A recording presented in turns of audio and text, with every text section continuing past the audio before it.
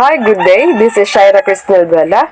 And for my part, it's the continuation of the discussion of Miam Flor de Lis de Gracia about the development of Assessment 2, mainly the rubrics and the checklist. For my part, I'm going to discuss the checklist as a form of assessment tool. So, before proceeding, let us be guided with our learning outcomes in here.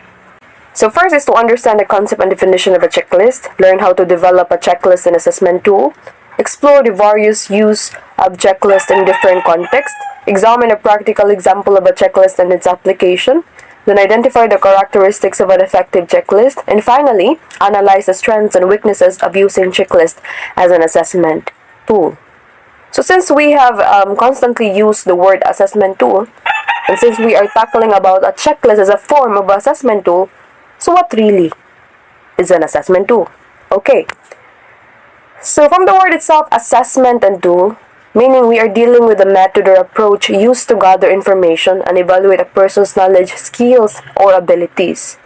It provides a systematic way to collect data and make judgments about individual or performance of a group.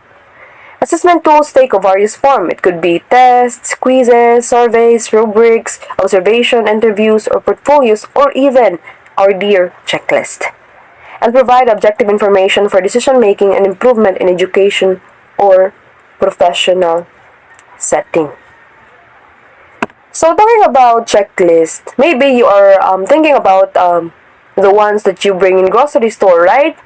If it's there, you check it, and if it's not, you marked it no. Okay, but yeah, it's somehow related.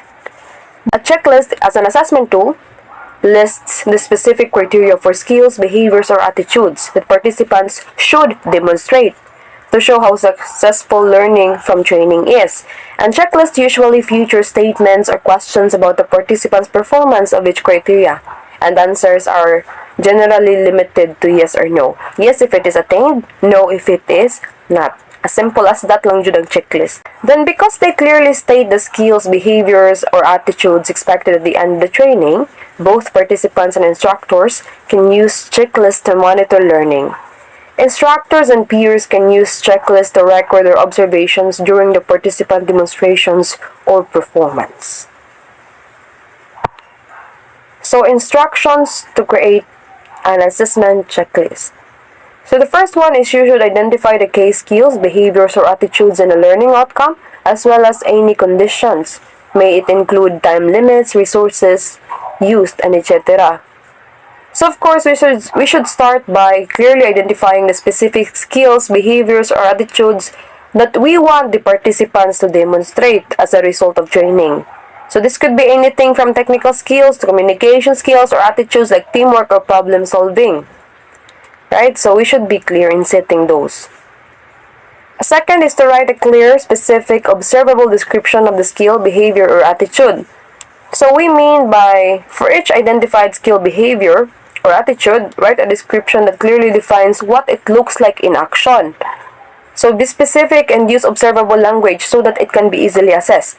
Okay? For example, if the skill that you want to find is active listening, so you could consider describing it as the participant consistently maintains eye contact, nods in agreement, or ask relevant questions during the discussion. So ingon ato ng mga observable language. And then for the third one, it is somehow connected with the second one. So write a sentence or question for each description. So for example,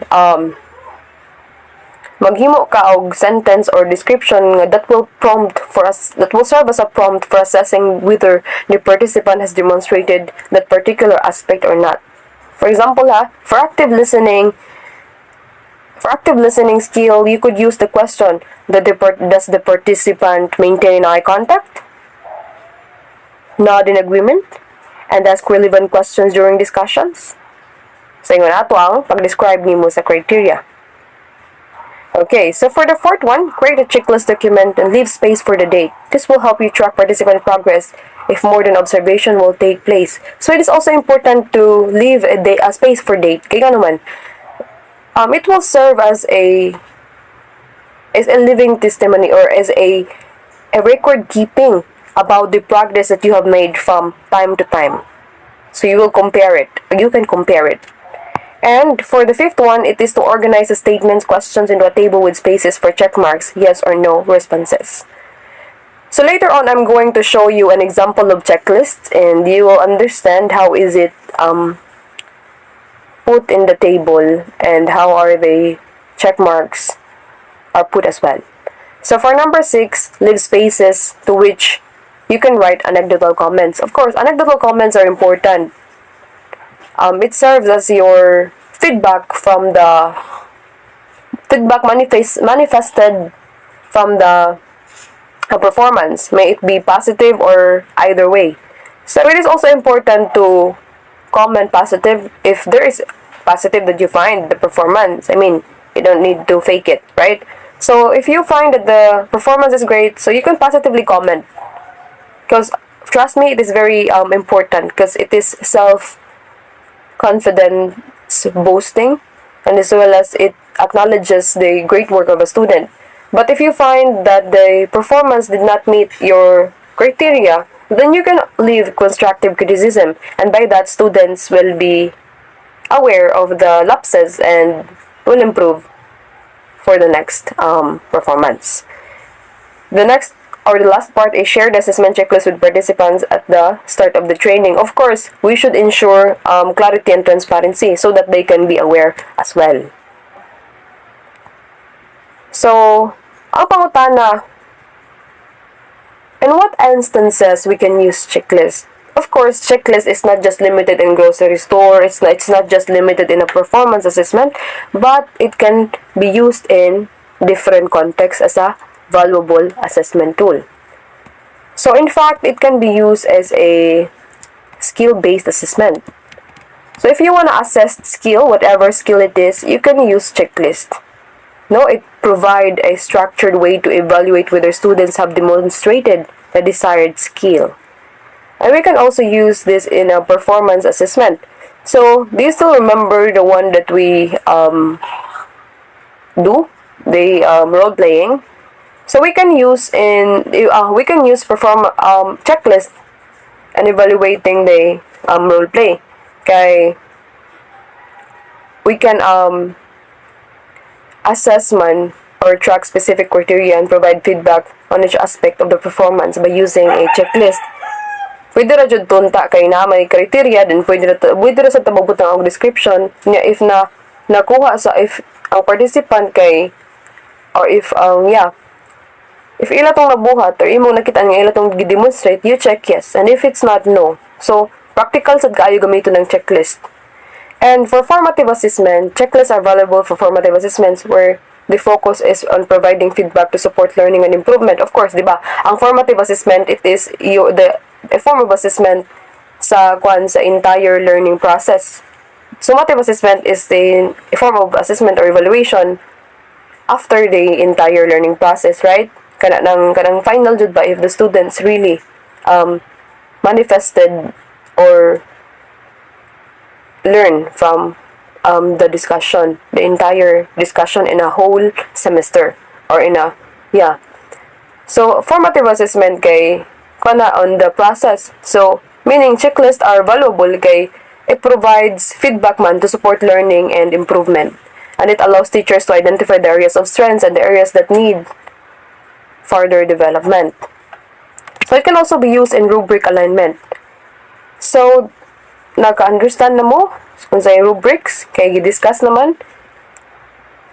And to tell you, checklist can be observed as a simplified version of a rubric, providing a condensed list of criteria for quick and efficient assessment. So if ganahan mo kanang, especially if may naay time constraints kanang you need to be quick, kay pwede rin kayang checklist niya. Well, the use of checklist and other assessment tool depends on the nature of the assessment man, or of the things that are needed to be assessed. Kaya ganahan mo practical and dali, you can always use checklist. And for self-assessment, checklist can empower students to self-assess their work. Of course, so if ganahan mo mag-self-assess, kaya pwede rin sa mo gamit ng checklist. But if dili ba comfortable of your own assessing your own, of yourself assessing your own, you can use peer assessment. Okay, it is a structured framework to evaluate their peers' work. This help develops critical thinking skills and promotes a collaborative learning environment. Collaborative in a way that students or peers are working together in order to assess themselves or each other. And next, or the last one, is observable assessment. So checklists are often used for observational assessment, where teachers or assessors observe and record specific behaviors or skills exhibited by students. Yeah. So mauni mga context where we can use assessment checklist as an assessment tool. Okay, so I have here the example. So katong ang checklist kay imo siyang i-table. So sa upper left kay na diya ang date, napo diya ang name. Wala ko nabut ang name, sorry, but I just put date kay it is somehow very important jud. Well, as well as the name. Na diya ang name, ang date sa upper left. Then sa left side na ang criteria, sa middle na ang description, then sa right side na ang check marks. Yes or no. So sa criteria, it is just a phrase. Then it is somehow described sa description. No, by using question, as what I've said earlier. Then check marks na yun if the criteria is attained. Yes. If the criteria is not attained, no. Kaya simple as that. So nakapay sumpay. Actually, ako unta ni itingob pero di man jud ninyo mabasahan ko. Itingob na ako kay kanang mugamay siya sa mutang text. So naduha siya. Pero paigo ra jud ni siya sa usa ka sheet sa paper if kuan siya nga pagka-type ka ng portrait din sa bond paper. Anyway, let us move on to the characteristic of a checklist. So first is they have criteria for success based on expected outcomes. So each item on the checklist should reflect specific criteria for success that aligned with the desired outcomes. Then second, be short enough to be practical. For example, it is desirable to use one sheet of paper. Why? So our checklist should have a practical length. So this ensures that it remains manageable and easy to use. Diba, we use Gantt checklist to be practical because it is more easy to use. So let's not make it longer. Okay? So third is to have task chunk into logical sections or flow from start to finish. Highlight critical tasks. So this helps users to follow a clear and smooth process if we chunk them into a logical sequence. Then fourth is to highlight critical tasks. So critical or important tasks should be emphasized or highlighted in the checklist. Why? Because this draws attention to their significance and ensures that they are not overlooked. Okay, so we also have sign-off points that prevent the students from proceeding without approval if needed. So if necessary, checklist may have a sign-off points at specific stages to prevent individuals from proceeding without approval.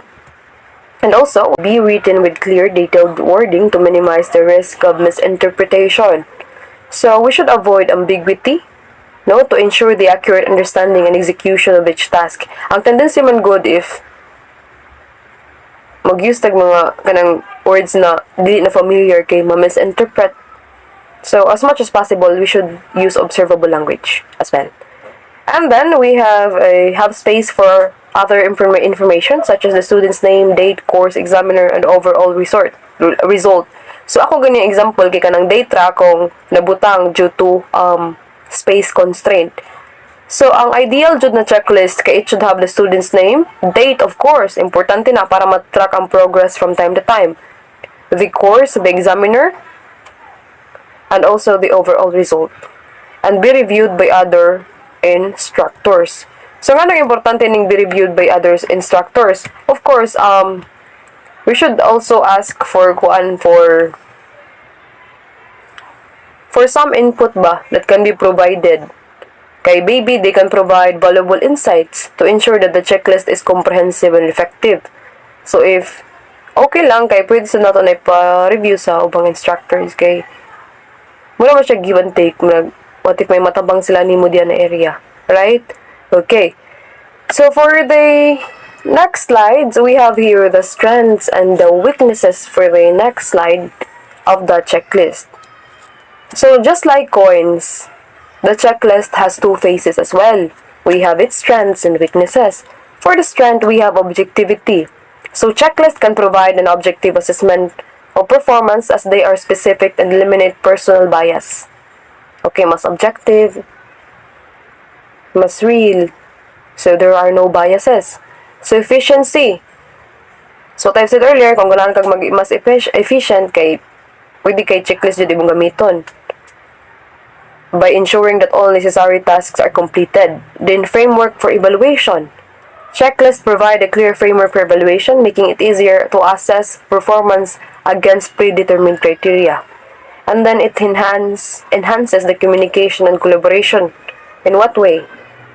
By providing a standardized assessment tool. Okay, so mauna ang strengths. So ang weaknesses, kay limited scope. Checklist may not capture the full complexity of a certain skill or competencies as they often focus on specific criteria or behaviors. So, most of di nakaapan sa checklist kay tungod siyang kasimple kay kanang naabay ubang skill nga kanang dili observable nga di pud makapture. Kay what you see is what you try na assess raman sad. So, limited ra jud yung scope. Then there is a lack of context. So, as kansad ka sa limited scope kay kanang ma-oversimplified gani nga imbis pwede pa unta nimo like matagsa-tagsa. No, kay naman tayo specific na mga criteria pero mura na siya ma-generalize kay limited ra man ang scope so ma-oversimplified siya. Then for the lack of context, checklist may not take into account the unique context or individual circumstances of the assessment, potentially limiting the accuracy of evaluation. And then flexibility. Checklists may not be adaptable to different assessment situations or allow for subjective judgment, limiting the assessment process. Of course, if inyong i-assess kay kanang need jud og kanang bitong explicit assessment kanang ganahan jud mo kanang panid-an kada bawat iba naman tay mga performance task kanang nindot jud tagsaon pag-assess kanang bitong gikan sa pinakagamay nga detalye hangtod sa pinakadako kanang ato jud makit-an. If ingon na imong i-assess kay checklist is not the one that I'm going to suggest jud kay kanang mahog magud siya nga kanang di siya angayan kay objective judgment man. So meaning di jud na pwede ang subjective judgment diri. And it limits the assessment process. Yeah. So, mauna ang weaknesses. So, please consider the strengths and weaknesses, no, in using checklist. Kay, in the future, we're gonna be teachers, man. And we're gonna use different assessment tools. And by this, I hope you are guided. What are you going to use in assessing students' performance? So, basta ako lang jud kay if you want practicality and efficiency and if ganahan kanang if na time constraint na if pwede ra kay checklist pero if ganahan kag kanang subjective jud nga judgment nga kanang explicit jud dapat kanang details by details then checklist is not the best for you to use. Okay. So, here are my references and I guess this concludes my part. Thank you so much for listening and have a good day. Good morning.